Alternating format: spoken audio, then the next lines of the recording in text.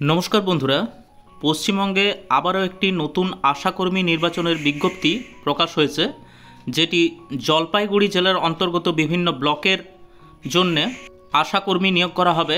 আজ সেই নিয়ে বিস্তারিত এই ভিডিওতে আলোচনা করব। আপনারা যদি আমাদের চ্যানেলে নতুন হয়ে থাকেন তাহলে অবশ্যই চ্যানেলটি সাবস্ক্রাইব করে রাখবেন, পশ্চিমবঙ্গের বিভিন্ন রকম চাকরি নিয়োগের নোটিফিকেশন সবার আগে পাওয়ার জন্য। প্রথমেই আপনারা এই নোটিফিকেশনটি দেখতে পাচ্ছেন। এই নোটিফিকেশনটি ক্রান্তি ব্লকের একটি নোটিফিকেশন। এরকম করে আপনারা যে যে ব্লকে ভ্যাকেন্সি আছে সমস্ত ব্লকের আলাদা আলাদা নোটিফিকেশন আপনারা অফিসিয়াল যে ওয়েবসাইট আছে সেই অফিসিয়াল ওয়েবসাইট থেকে আপনারা পেয়ে যাবেন। জলপাইগুড়ির যে অফিসিয়াল ওয়েবসাইট আছে, জলপাইগুড়িতে যে আশাকর্মী যে নিয়োগ হচ্ছে সেটি অ্যাপ্লাই করার জন্যে আপনাদের 30 থেকে 40 বছরের মধ্যে বয়স হতে হবে, 12/9/2024 সাপেক্ষে, এবং মাধ্যমিক বা সমতুল্য পরীক্ষায় পাশ হতে হবে। এবং কেবলমাত্র মহিলারাই এই পদের জন্য আবেদন করতে পারবেন। বিবাহ বিচ্ছেদ বিধবা মহিলারা কেবলমাত্র আবেদন করতে পারবেন এবং আবেদনকারীকে সংশ্লিষ্ট গ্রাম পঞ্চায়েত এলাকার স্থায়ী বাসিন্দা হতে হবে, এটি কিন্তু বলা হয়েছে। এবং এখানে 12/9/2024 তারিখ থেকে 27/9/2024 তারিখ পর্যন্ত আপনারা কিন্তু এই যে রিক্রুটমেন্টটি বের হয়েছে তার এগেনস্টে আপনারা অ্যাপ্লিকেশন করতে পারবেন। আবেদনপত্র জমা দিতে হবে অফলাইনে। আপনারা যে ব্লকের অন্তর্গত আবেদন করবেন সেই ব্লকের নির্দিষ্ট কোন জায়গায় আপনারা এই আবেদনটি জমা করবেন সেটি কিন্তু লেখা থাকবে এই নোটিফিকেশানে। তো এইখানে বলা হচ্ছে আবেদনপত্রের সঙ্গে নিম্নলিখিত শংসাপত্র প্রত্যয়িত নকল জমা দিতে হবে, অর্থাৎ জেরক্স কপিগুলি আপনাদের জমা দিতে হবে। কি কি জমা দিতে হবে?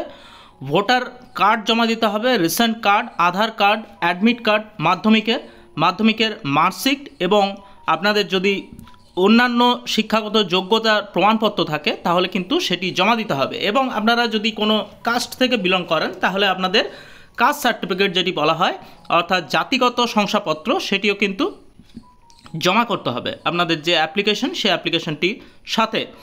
নিচে আপনারা দেখতে পাবেন যে ব্লক ওয়াইজ যে ভ্যাকেন্সিগুলি আছে সেগুলির লিস্ট দেয়া থাকবে। প্রত্যেকটি নোটিফিকেশনে আলাদা আলাদা ব্লকের জন্য এই পঞ্চায়েত অনুযায়ী কিন্তু এই ভ্যাকেন্সিগুলি লেখা থাকবে।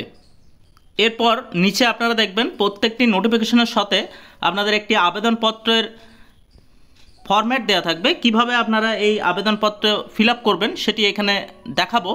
প্রথমে আপনাদের স্বপ্রত্যয়িত একটি ছবি এখানে আঠা দিয়ে চেটাবেন।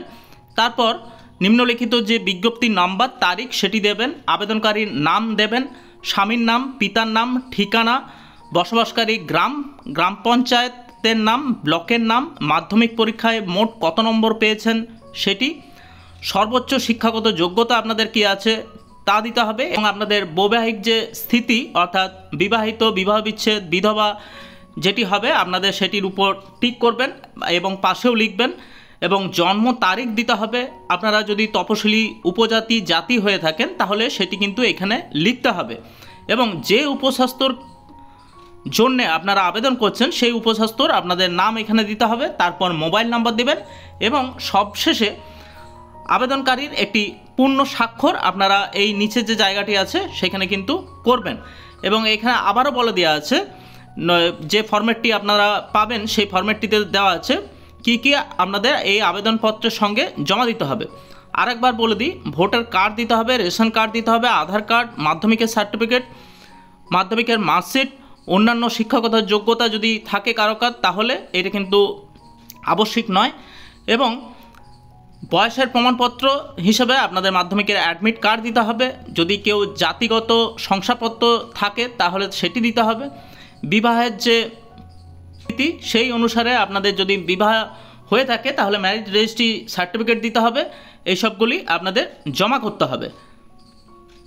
এই একই ফর্ম আপনারা ইংরেজিতেও পেয়ে যাবেন, অর্থাৎ বাংলা এবং ইংরেজিতে দুটো কিন্তু এখানে দেওয়া আছে।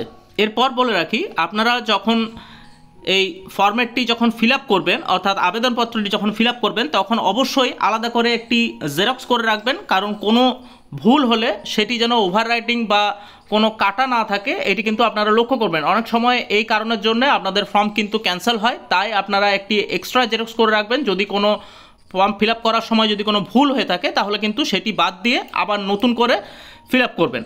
এবং ফিল আপ করার পর আপনারা একটি খামে সমস্ত যে ডকুমেন্টসগুলি বলেছে সেই ডকুমেন্টসগুলি সহ নির্দিষ্ট যে জায়গা আছে সেই জায়গাতে আপনারা জমা করবেন।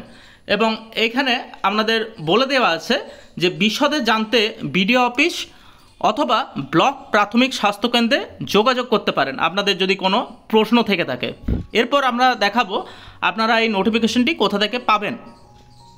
প্রথমে আপনারা জলপাইগুড়ির যে অফিসিয়াল ওয়েবসাইট আছে অর্থাৎ jalpaiguri.gov.in সেখানে যাবেন। সেখান থেকে রিক্রুটমেন্ট বলে একটি পেজ আছে, সেখানে গিয়ে আপনারা এই রিক্রুটমেন্টের নোটিশটি দেখতে পাবেন। প্রত্যেকটি ব্লক অনুযায়ী এখানে আলাদা আলাদা নোটিশ দেওয়া আছে, যেমন ধূপগুড়ি ব্লকের জন্য, ময়নাগুড়ি ব্লকের জন্য, বিভিন্ন যে যে ব্লকে ভ্যাকেন্সি আছে সেই সব ব্লকের আপনারা নোটিফিকেশান এখানে দেখতে পাবেন। এবং সেই নির্দিষ্ট আপনাদের ব্লক অনুযায়ী নির্দিষ্ট নোটিফিকেশান আপনারা ডাউনলোড করবেন এবং সেটি অ্যাপ্লিকেশন করার আগে ভালো করে পড়বেন। পড়ার পর আপনারা সেই ফর্মটি ফিল আপ করবেন এবং একটি খামের ভিতরে সমস্ত ডকুমেন্টসগুলি এবং যে নির্দিষ্ট ফরম্যাটটি আপনারা ফিল আপ করলেন আবেদনপত্রটি সেটি সহ আপনারা নির্দিষ্ট যে জায়গা আছে সেই জায়গাতে জমা করবেন। নমস্কার, এরকম আরও ভিডিও পাওয়ার জন্য রিক্রুটমেন্ট রিলেটেড চ্যানেলটি আপনারা সাবস্ক্রাইব করে রাখতে পারেন। পুরো ভিডিওটি দেখার জন্য ধন্যবাদ।